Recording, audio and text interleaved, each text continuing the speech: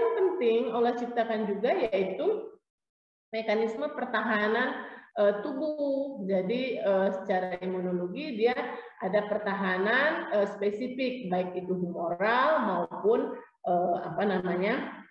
seluler. Slide. Jadi kalau kita ngomong kelainan paru akibat noksa itu apa aja sih? Macam-macam bentuknya. Beberapa yang kita ketahui misalnya ada iritasi mukosa saluran napas yang berakibat misalnya mukosanya sembab atau produksi lendir yang berlebihan. Ini bisa kalian lihat coba untuk orang-orang yang alergi.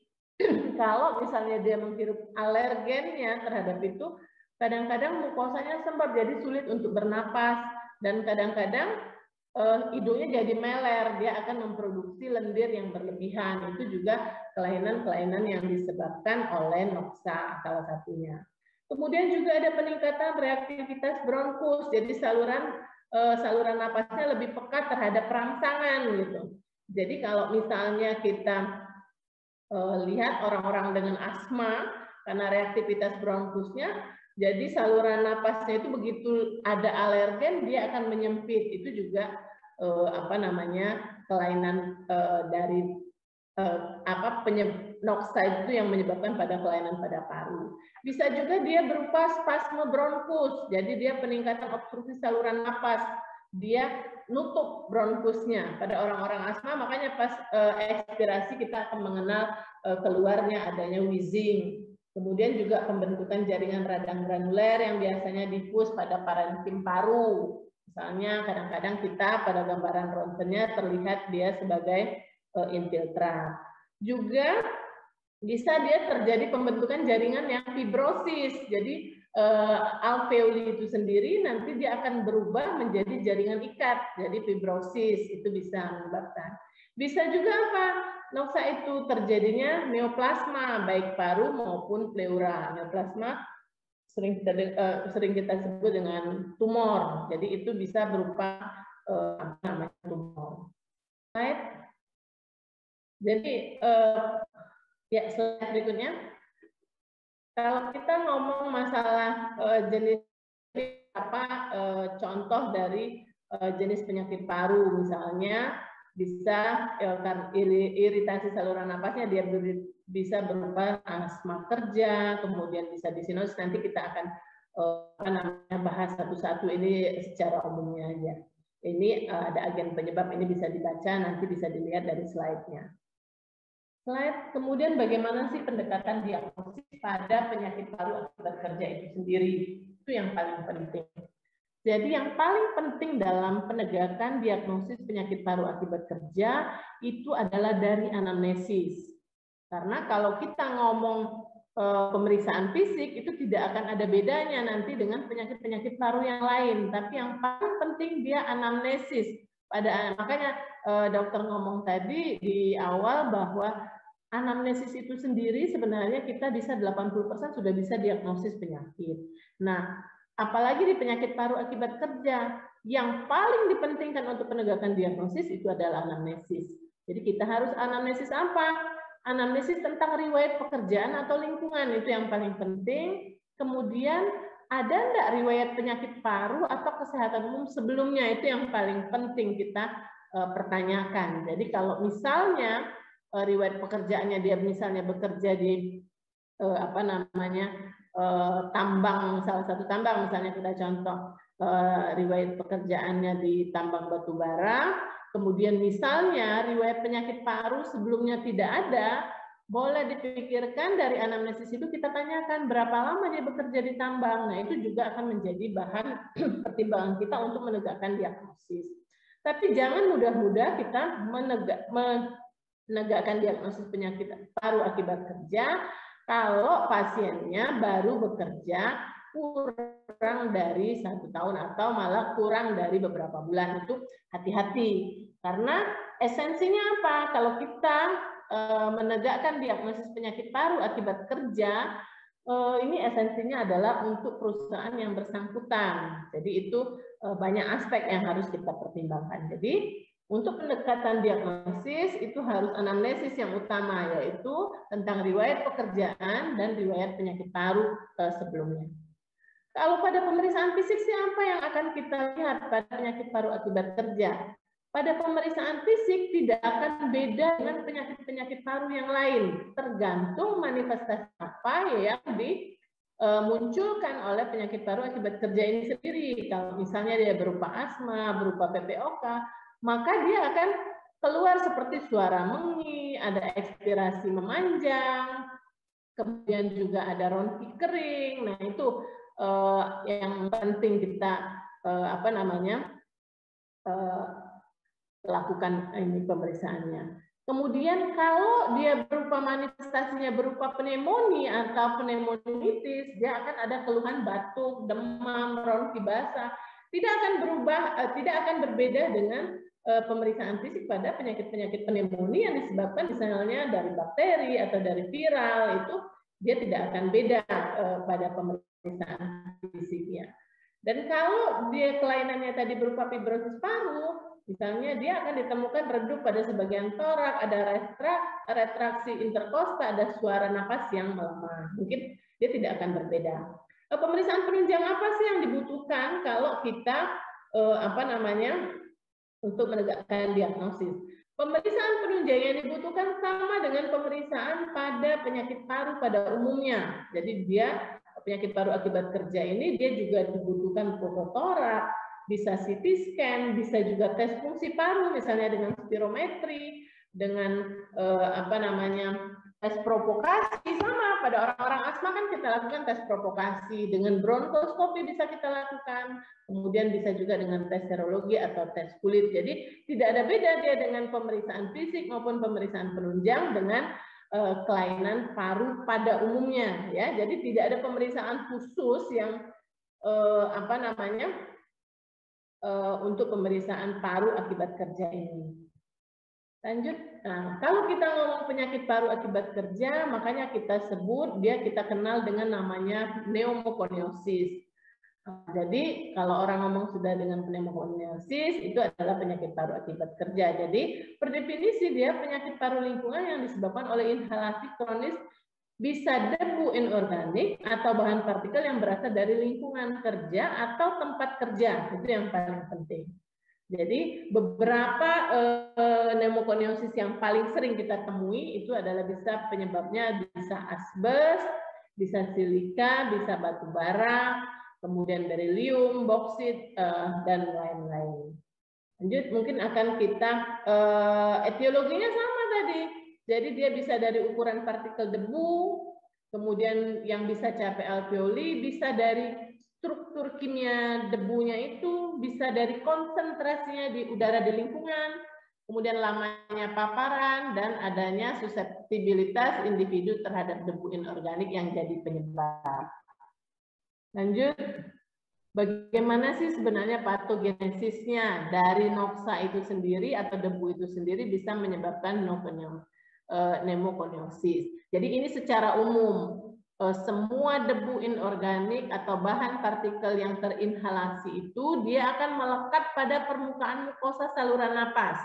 Karena adanya melekat pada mukosa saluran napas, dia akan menimbulkan respon inflamasi dan difagositosis oleh makrofa alveolis. Jadi dia bisa apa aja. Jadi khususnya karena ini kita menjadi penyakit paru akibat kerja, dia berupa noksa tadi, bisa debu anorganik, bisa bahan partikel yang inhalasi, jadi dia bisa melekat di saluran nafas, kemudian timbul respon inflamasi, dan tubuh dia untuk membela dirinya, dia pakai fagositosis oleh makrofa alveolus, itu mekanisme kerjanya. Kemudian makrofa yang memfagositosis debu itu dia bawa ke bronchiolus terminalis sampai ke cabang bawah oleh gerakan dari mukosiliar debu yang dikeluarkan dari paru. Jadi sebagian debu bisa diangkut dia keluar limfe ke bagian limfonodi di regional dari hilus paru itu. Tapi kalau debu inorganiknya banyak atau bahan partikel yang terinhalasinya banyak, kemampuan makrofa alveolus ini akan tidak mencukupi, makanya nanti dia tidak bisa lagi dia bawa ke pembuluh limfe terdekat. Jadi dia akhirnya mengendap baik di alveoli maupun di terminal bronchiolus terminalis. Jadi dia ada kemampuan tubuh maksimal yang bisa, kalau misalnya debunya sangat banyak sekali, makrofag itu kan terbatas, tidak semua bisa ditangkap oleh makrofag.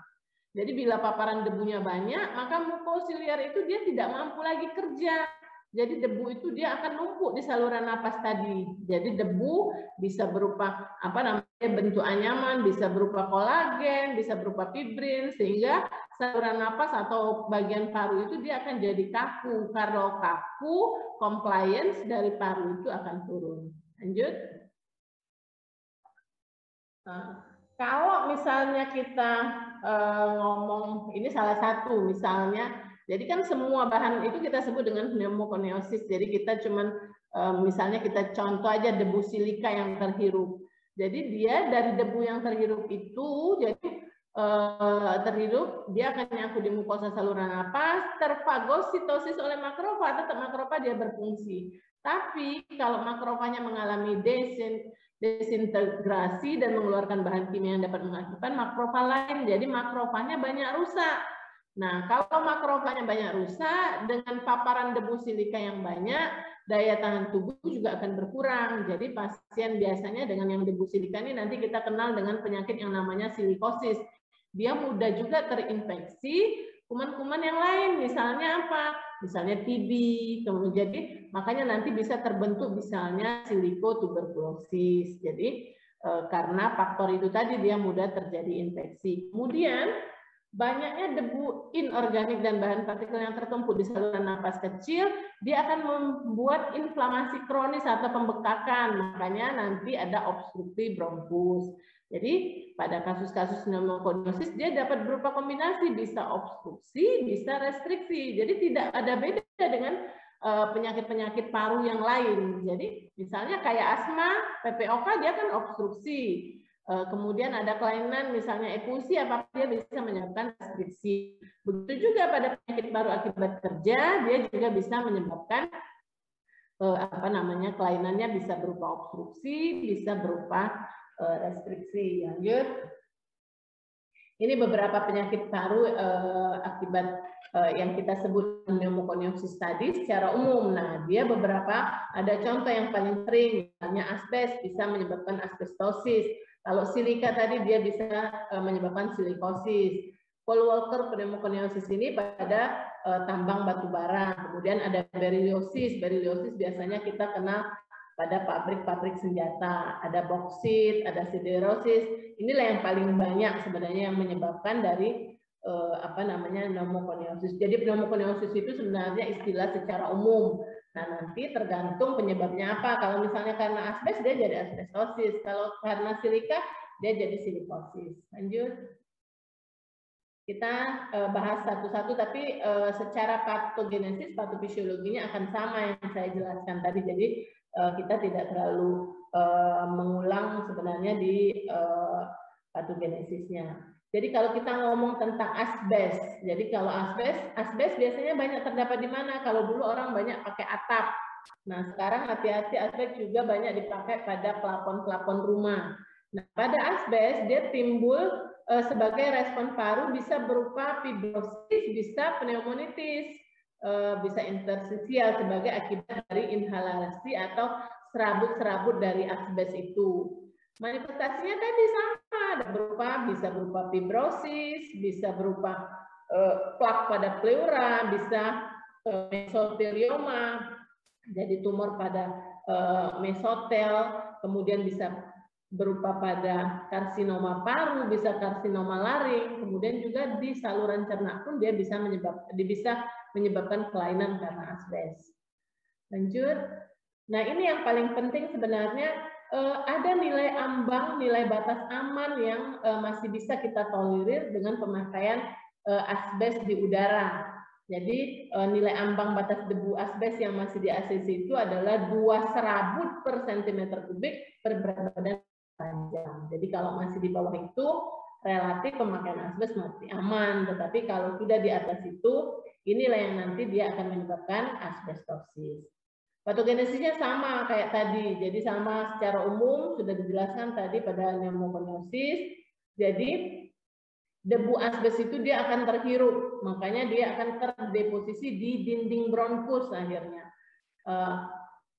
Tubuh juga punya sistem untuk melawan itu, makrofag, dia akan dikeluarkannya makrofag dia akan memfagosit dari debu asbes tadi. Tapi kalau makrofag itu membersihkannya tidak sempurna, dia akan timbul fibrosis di dinding-dinding bronkus. Jadi tingkatan fibrosisnya tergantung dari banyaknya paparan debu asbes itu. Jadi timbul penyakit parunya, dia bisa berupa penyakit-penyakit yang kronis progresif, jadi tergantung jumlah paparannya. Manifestasi klinik sama yang kayak dokter jelasin tadi, bahwa manifestasi klinik penyakit paru akibat kerja tidak akan beda dengan manifestasi klinik penyakit-penyakit paru yang lainnya, bisa karena bakteri, bisa karena virus, bisa karena yang lain. Jadi dia bisa sesak saat aktivitas, kemudian juga batuk non produktif. Pada pemeriksaan klinis tergantung apa yang disebabkannya. Jadi kadang-kadang dia akan ada ronsi basah di basal kedua paru, dan pada kelainan lanjut sebenarnya itu nanti bisa dia bikin jadi jari tabu, ya. Jadi sama kayak orang PPO, nanti ada yang nanya apa bedanya dok dengan jari tabu, karena dia penyakitnya adalah kronis progresif. Jadi kronis progresif dia akan sebagai mekanisme dia jarinya itu akan berbentuk jari tabu. Secara radiologis apa yang kita harapkan? Dia biasanya ada gambaran garis opasitas kecil di basal paru. Nah ini dia dapat meluas sampai ke pleura. Malah kadang kalau misalnya yang lanjut dia kadang-kadang distorsi, jadi ada pleural plaque, ada yang lain-lain. Ya, lanjut. Bagaimana sih diagnosis dari asbestosis? Nah, cara diagnosisnya itu adalah tadi kata dokter, untuk semua pneumokoniosis itu yang kita tanyakan harus ada anamnesis yang luas. Jadi adanya riwayat paparan debu asbestosis. Jadi harus kita tanya dia bekerja di mana, atau dia tinggal di mana, atau dia paparannya di mana. Kemudian adanya gambaran radiologis bisa berupa garis-garis opasitas di lapangan paru, tetapi gambaran radiologis ini harus dihubungkan dengan hasil dari anamnesis kita yang awal. Kemudian kadang-kadang kalau kita lakukan spirometri, dia akan keluar sebagai tipe restriktif karena dia terjadi fibrosis. Untuk pastinya gimana? Harus dengan biopsi paru. Nanti di biopsi parunya itu akan terlihat gambaran debu-debu asbes. Itu baru nanti kita bisa tegakkan dia sebagai asbestosis. Lanjut.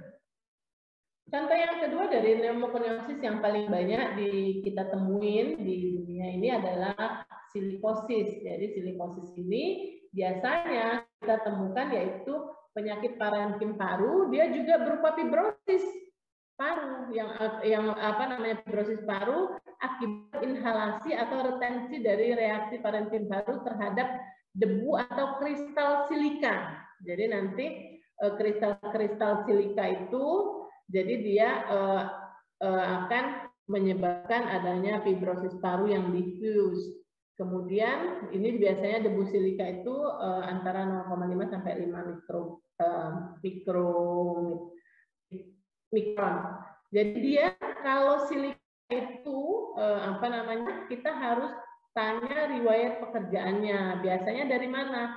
Dia berasal dari pemotongan-pemotongan batu. Jadi hati-hati yang misalnya dia bekerja di tempat pemecahan-pemecahan batu, kemudian tambang-tambang batu kapur, kemudian juga pabrik-pabrik keramik. Nah, ini sumbernya dari kristal-kristal silika.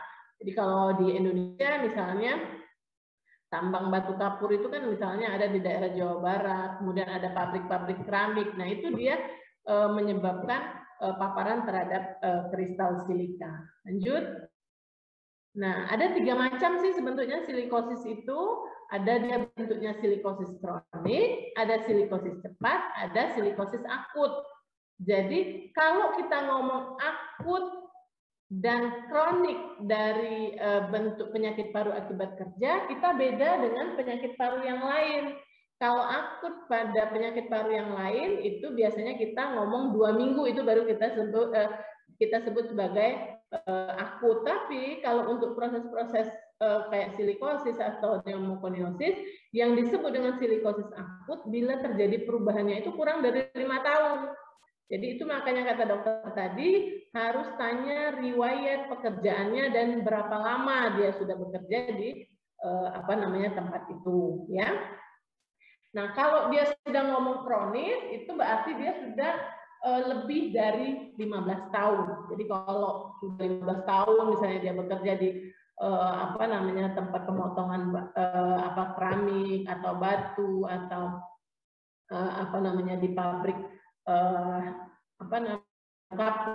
itu juga kita sebut dengan silikosis kronis. Jadi ada paparan yang lebih dari 15 tahun, kemudian gejala-gejalanya bisa berupa nodul, bisa jaringan hialin, macam-macam bentuknya. Nah, isi nodul itu sebenarnya itulah yang harus dibiopsi. Dia kita temukan silika, itu baru diagnosis pasti bahwa dia adalah silikosis. Kalau cepat, kita ngomong kalau silikosis cepat kapan? Terjadinya dalam waktu 5 sampai 15 tahun. Tapi sering juga dia terinfeksi tergabung dengan infeksi TB karena itu tadi ada proses inflamasi. Nah, kalau kita ngomong dengan silikosis akut itu kurang dari 15 tahun. Lanjut. Nah, kemudian manifestasinya ada dua untuk silikosis ini, ada silikosis simpel, ada silikosis kompleks. Kalau silikosis yang simpel apa gejalanya? Biasanya asimptomatik, ada gejala. Jadi bila ada sputum atau batuk dia disebabkan oleh penyebab-penyebab lain, misalnya karena rokok atau karena debu, tapi karena silikanya sendiri dia malah nggak ada gejala. Jadi kelainannya kan di basal paru, jadi gejalanya paling ada batuk, sesak napas karena dipicu oleh penyebab-penyebab yang lain. Nah, ini pada silikosis yang simpel ini dia risiko tinggi untuk terjadi infeksi. Jadi dia biasanya gabung nanti, ada silika, ada juga infeksi TB. Makanya sering orang yang dengan silikosis kita temukan gejala awalnya itu adalah tuberkulosis. Jadi nodul-nodul silikosis yang di lobus paru bagian atas itu dia bisa mengalami kalsifikasi. Kemudian yang kedua itu adalah silikosis kompleks. Jadi kalau sudah yang simpel, dia merupakan lanjutan dari silikosis simpel, dia biasanya terjadi progresivitas. Jadi biasanya dia bisa infeksi TB, bahkan jamur, kemudian bisa juga dia dapat menyebabkan fibrosisnya itu semakin masif, sehingga restriksinya makin berat. Dan kadang-kadang kita temuin karena banyak sekali silika-silikanya itu dia terjadi kelenjar limfe hilusnya itu dapat membesar atau kadang-kadang terbentuk kalsifikasi. Right? Cara diagnosisnya sama. Cara diagnosisnya itu sama dengan penyakit-penyakit pneumokoniosis yang lain. Tapi kalau untuk silika yang harus kita tanyakan, ada enggak dia riwayat inhalasi debu silika? Di mana kita dapat debu silika itu tadi? Pada pabrik keramik, pada tambang batu kapur, pada tempat pemecahan batu. Nah, kalau dia ada riwayat-riwayat itu dan bekerjanya lebih dari 5 tahun, pikirkan salah satunya itu adalah penyakit parotiditis tadi atau yang kita sebut dengan silikosis. Kemudian dia juga ada gambaran radiologis abnormal. Kadang-kadang kan dia ketemunya combine tadi dengan tuberkulosis. Jadi kadang-kadang dia ada gambaran infiltrat di parunya. Nah, kelainan parunya bisa restriktif, bisa obstruktif, bisa juga tipe campuran. Nah, yang jadi problem diagnostik itu bila ada komplikasi. Nah, itu yang kita bingung. Kalau misalnya dia ada TB, ada jamur, kemudian ada yang lain. Nah, kita akan akhirnya bingung, ini penyakitnya pure TB atau dia ada penyakit-penyakit akibat kerja yang lain. Itu yang harus kita buktikan tadi dengan biopsi. Jadi kalau ada TB, begitu kita biopsi, tapi kan nggak mungkin orang masih sehat mau kita biopsi. Makanya mendiagnosis suatu pneumokoniosis itu bukanlah hal yang mudah. Lanjut. Pengobatannya sampai sekarang sih secara definitif tidak ada. Jadi obatnya biasanya kita obati infeksi-infeksi sekundernya. Kalau dia TB kita obatin TB-nya, kalau dia jamur kita obatin jamurnya. Nah, tapi yang paling penting kalau kita sudah menegakkan dia adalah silikosis, itu harus kita buat rekomendasi terhadap perusahaan supaya si pasien itu tidak bekerja di bagian itu lagi. Itu yang menjadi hal yang menjadi sangat penting. Makanya jangan mudah-mudah mendiagnosis kalau kita masih ragu. Lanjut. Sekarang kita ngomong ada yang disebut dengan black lung atau Fallwater pneumoconiosis. Itu yang kita bahas kali lewat tadi, yaitu pada penyakit paru karena penimbunan dari debu-debu batu bara. Kita kan banyak nih pabrik batu bara nih di Sumsel, ada di Morenim, ada di Lahat. Nah, ini salah satunya itu bisa menyebabkan Fallwater pneumoconiosis atau yang sering kita sebut juga dengan black lung. Jadi dia penimbunan dari debu batu bara itu dia akan tertimbun dan menetap dalam paru. Jadi respon paru dia kurang menimbulkan fibrosis bila dibandingkan dengan silika. Jadi lebih ringan biasanya dibandingkan dengan silika. Jadi ada dua jenis sebenarnya pneumoconiosis pada Fallwater atau tulang ini. Dia bisa berupa simple, bisa complicated. Kalau simple yang gimana dok? Kalau simple dia opasitasnya kecil, bulat, dan ukurannya biasanya kurang dari 1 cm. Kalau dia complicated, biasanya opasitasnya bisa 1 atau multiple, dan ukurannya biasanya lebih dari 1 cm. Tapi bukan hal yang mudah menemukan itu ya. Lanjut, pengobatannya semua penyakit paru akibat kerja itu tidak ada pengobatan yang spesifik. Jadi kita obatin apa yang menjadi gejala. Cara pencegahannya salah satunya itu adalah dengan memakai masker basah. Jadi ingatlah kalau misalnya ada keluarga atau apa yang bekerja di usaha atau penimbunan batu bara itu bisa dengan mencegah pakai masker basah ya. Lanjut, nah sekarang kita ngomong beriliosis. Tadi kita ngomong asbestosis, silikosis, ada black lung. Nah ini yang banyak juga kita lihat di beriliosis. Nah beriliosis ini kata kuncinya apa? Kalau tadi kan kalau silika kata kuncinya pabrik batu kapur, debu keramik, pemecahan batu. Kalau asbes kata kuncinya dia pabrik asbes. Kalau kita ngomong black lung itu adalah batu bara. Nah, sedangkan untuk beriliosis itu biasanya debu timbul dari berilium itu biasanya dari aluminium, nikel, tembaga. Nah ini biasanya banyak pada industri-industri nuklir dan pada pabrik-pabrik senjata. Itu yang yang banyak temuin. Jadi itu sebenarnya kata kuncinya. Jadi dia kelainan paru itu akibat dari debu berilium. Jadi paling banyak itu di pabrik senjata, industri nuklir, kemudian aluminium, nikel, dan yang lain-lain. Lanjut. Nah, efek si berilium pada paru ini bisa berupa efeknya akut, bisa dia berupa efeknya kronis. Kalau akut dia berapa? Bisa berupa bercak infiltrat paru, bisa bronchopneumonia. Nah, kalau misalnya dia kronis, dia bisa menyebabkan granuloma atau kadang-kadang ada nodul-nodul halus, fibrosis, kemudian juga kelainan elastisitas dan timbul emfi paru. Kadang-kadang ada adenopati pada hilusnya. Bagaimana sih manifestasi klinis dari beriliosis? Dia ada bentuk akut, ada bentuk kronis. Beda-beda ya, akut sama kronisnya itu. Kalau silikosis tadi kita ngomong akutnya itu 5 tahun, tapi kalau misalnya pada beriliosis itu kurang dari 6 bulan. Jadi bentuk akutnya biasanya dia keadaannya toksis. Sering kita sebut dengan dose-related beriliosis injury syndrome. Kemudian dia bisa menyerang saluran napas bagian atas. Kemudian bila paparannya hebat, bisa timbul bronkitis atau pneumonitis.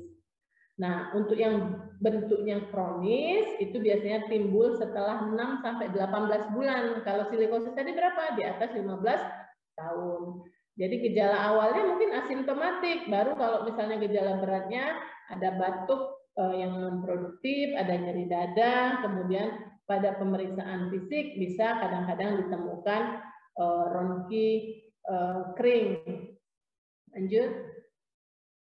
Gambaran radiologisnya tergantung bentuknya. Jadi kalau bentuk akut kadang-kadang dia gambaran infiltrat, sama kayak TB juga ada infiltrat, kayak pneumonia juga ada infiltrat. Jadi dia tidak ada gambaran yang khas. Nah, cuma kadang-kadang pada kronis dia ada nodul-nodul kecil, itu yang membedakannya. Kemudian pada yang lanjut bisa nodul-nodul besar, kadang-kadang tidak tampak adanya adenobakteri-virus. Lanjut. Diagnosis sama seperti pneumokokus yang lain. Jadi biasanya ditemukan reaksi granulomatos pada paru dan hipersensitif terhadap berilium. Jadi sama kayak pneumonia sebenarnya. Nah, yang paling penting tadi apa? Ya harusnya dibiopsi, tapi kan kita tidak mudah untuk melakukan biopsi berdasarkan pemeriksaan histopatologis. Karena kalau di Indonesia kita bisa melakukan itu bila pasiennya sudah meninggal. Tapi kalau pasiennya hidup, siapa yang mau dilakukan pemeriksaan biopsi? Orang yang sudah meninggal aja banyak yang nolak, apalagi yang ini ya. Bisa juga dengan bilasan bronkus, biasanya ditemukan adanya sel-sel makrofa yang bertambah, tapi itu tidak khas. Kemudian juga ada tes respon proliferatif limfosit terhadap berilium, tapi ini jarang dilakukan. Pengobatannya bisa akut, bisa kronis. Kalau yang kronik, udah tidak ada lagi pengobatan yang spesifik.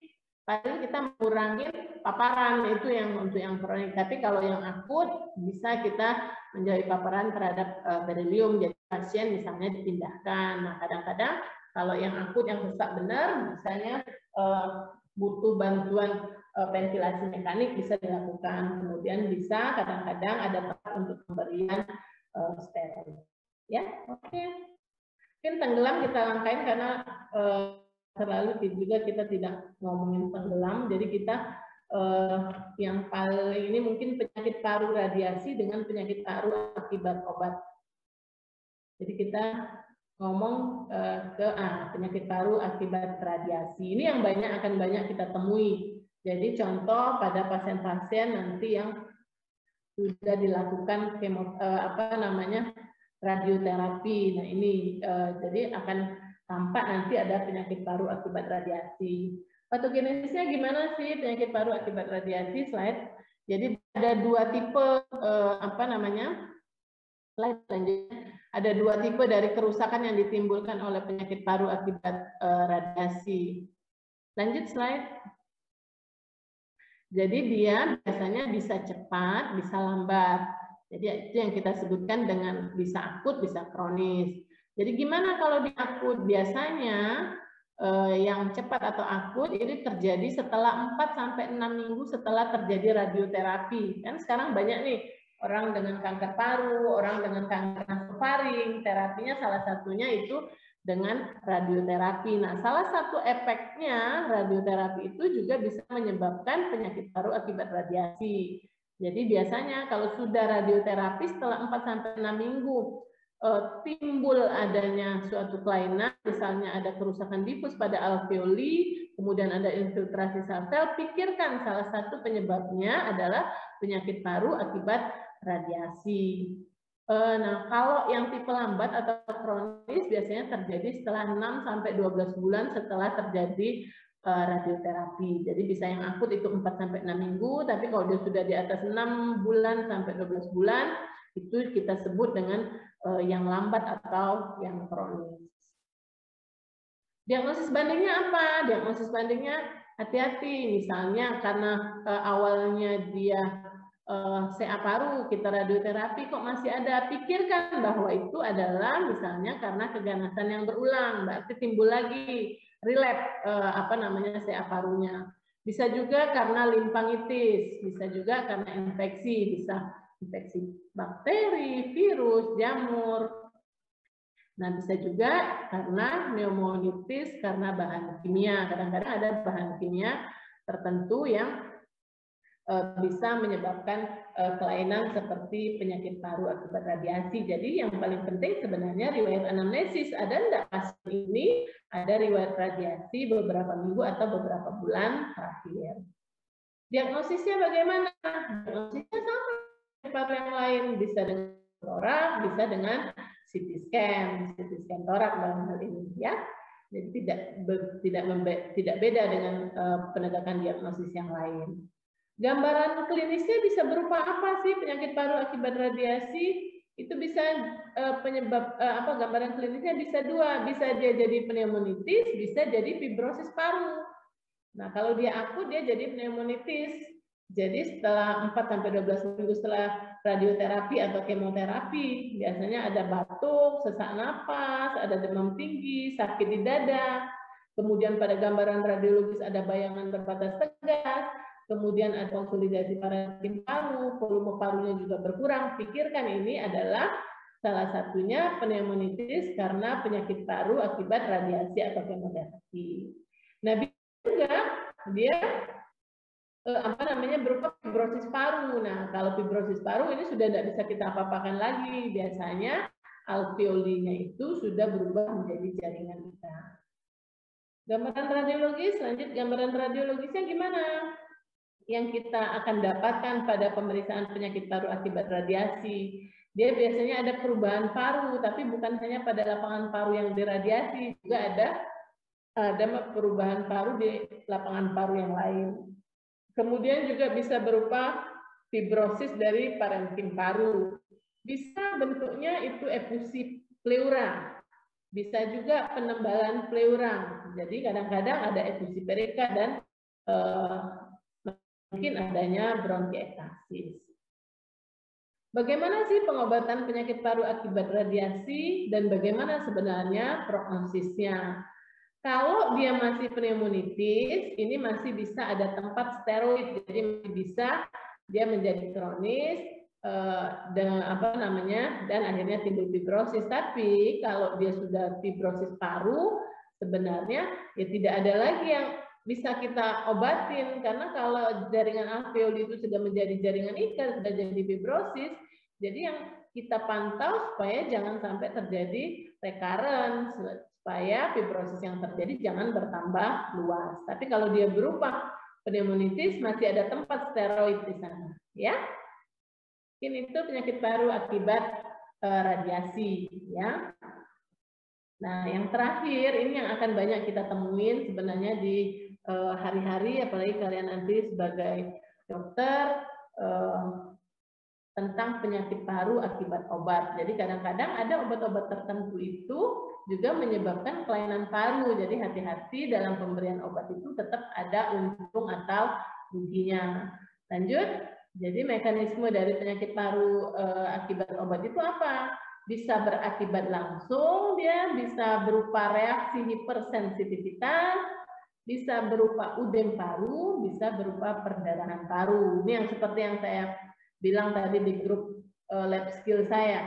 Jadi bahwa batuk darah, perdarahan paru itu bukannya cuma punya TB. Salah satunya ini yang jangan kita lupakan, yaitu tentang penyakit paru akibat obat-obatan. Kesalahan kita dalam memberikan obat-obatan.